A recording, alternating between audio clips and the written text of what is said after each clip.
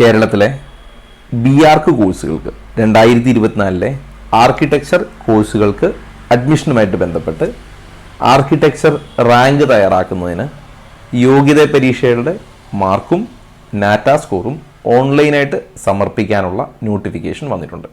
അപ്പോൾ അതുമായിട്ട് ബന്ധപ്പെട്ട വീഡിയോ ആണിത്. ഇതിൽ പറഞ്ഞിട്ടുണ്ട്, കൗൺസിൽ ഓഫ് ആർക്കിടെക്ചർ നടത്തിയ NATA exam, national aptitude test in architecture എന്നുള്ള നാറ്റ എക്സാം ക്വാളിഫൈ ചെയ്ത കുട്ടികൾക്കാണ് ബി ആർക്ക് കോഴ്സുകൾക്ക് അപേക്ഷിക്കാൻ പറ്റുക. അങ്ങനെ നാറ്റ എഴുതിയ കുട്ടികൾ നാറ്റയിൽ കിട്ടിയ സ്കോറും അതേപോലെ യോഗ്യതാ പരീക്ഷയിൽ, അതായത് +1 +2 അല്ലെങ്കിൽ +2 കിട്ടിയ മാർക്കും ഈക്വൽ വെയിറ്റേജ് കൊടുത്തുകൊണ്ടാണ് റാങ്ക് ലിസ്റ്റ് തയ്യാറാക്കുന്നത്. അപ്പോൾ അതിൽ ആ റാങ്ക് ലിസ്റ്റിൽ നിങ്ങളെ ഉൾപ്പെടുത്തണമെങ്കിൽ നിങ്ങൾ എന്ത് ചെയ്യണം? ഈ നാറ്റയുടെ സ്കോറും അതേപോലെ ഹയർ സെക്കൻഡറി മാർക്കും അപ്ലോഡ് ചെയ്യേണ്ടതുണ്ട്.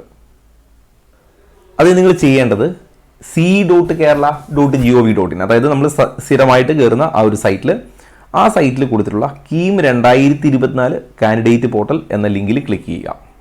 എന്നിട്ട് ആ ലിങ്കിൽ ക്ലിക്ക് ചെയ്ത് കഴിയുമ്പോൾ അവർക്ക് നിങ്ങൾ അപേക്ഷാ നമ്പർ, ആപ്ലിക്കേഷൻ നമ്പറും പാസ്വേഡും കൊടുത്ത് ഹോം പേജിൽ കയറാം.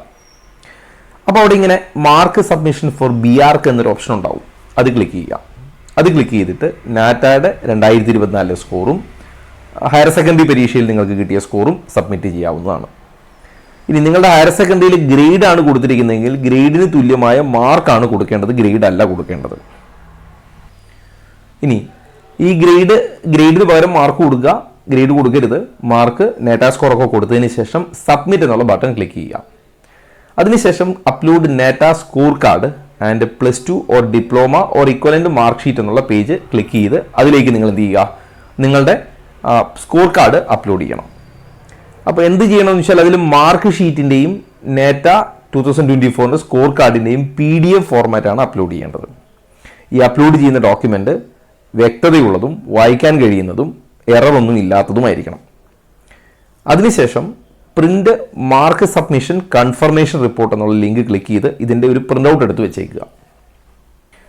ഈ കൺഫർമേഷൻ റിപ്പോർട്ടിൻ്റെ പ്രിൻ്റ് ഔട്ട് നിങ്ങൾ എടുത്താൽ മതി.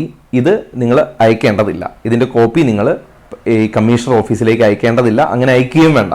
നിങ്ങൾ അപ്ലോഡ് ചെയ്താൽ മാത്രം മതി. അതിൻ്റെ ഒരു കോപ്പി നിങ്ങൾ എടുത്ത് വയ്ക്കുക. അതായത് ഈ കൺഫർമേഷൻ പേജിൻ്റെ ഒരു പ്രിൻ്റ് ഔട്ട് കൂടെ എടുത്ത് വയ്ക്കുക. ഈ CBSE പോലുള്ള ബോർഡുകളിൽ ഹയർ സെക്കൻഡ് ഇയറിൽ മാത്രമാണ് എക്സാം ഉണ്ടാവുക. അതുകൊണ്ട് അതിൻ്റെ മാത്രം മാർക്ക് ലിസ്റ്റ് ആയിരിക്കും. അപ്പോൾ നിങ്ങൾ എന്ത് ചെയ്താൽ മതി? സെക്കൻഡ് ഇയറിന് മാത്രം മാർക്ക് ലിസ്റ്റ് അപ്ലോഡ് ചെയ്താൽ മതി.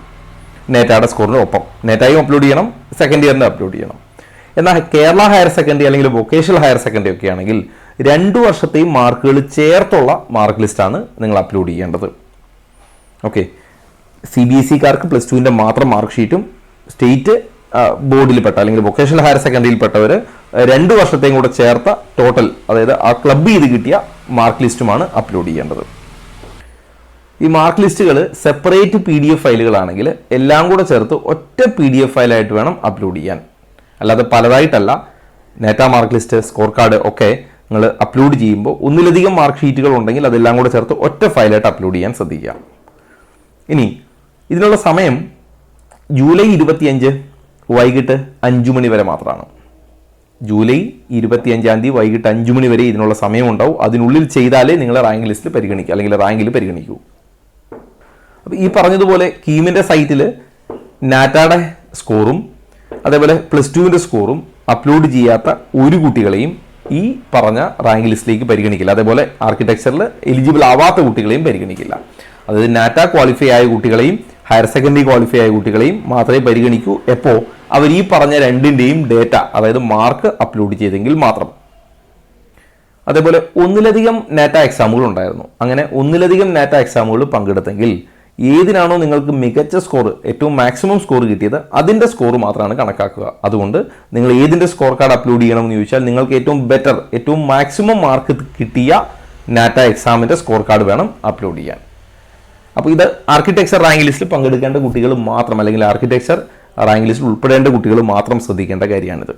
അപ്പോൾ ഇനി ഇതുമായിട്ട് ബന്ധപ്പെട്ട എന്തെങ്കിലും നിങ്ങൾക്ക് സംശയം ഉണ്ടെങ്കിൽ ഇതിൻ്റെ എൻഡിൽ ഞാൻ എൻ്റെ നമ്പർ കൊടുക്കുന്നുണ്ട്, അതിലേക്ക് വാട്സപ്പ് ചെയ്താൽ മതിയാവും. എൻട്രൻസ് സംബന്ധമായ വാർത്തകളും അപ്ഡേഷനുകളും ഏറ്റവും വേഗം ആധികാരികമായി അറിയാൻ സബ്സ്ക്രൈബ് ചെയ്യുക, ബെൽ ഐക്കൺ അമർത്തുക. ഈ വീഡിയോ മറ്റു സുഹൃത്തുക്കളിലേക്കും ഷെയർ ചെയ്ത് നൽകുക.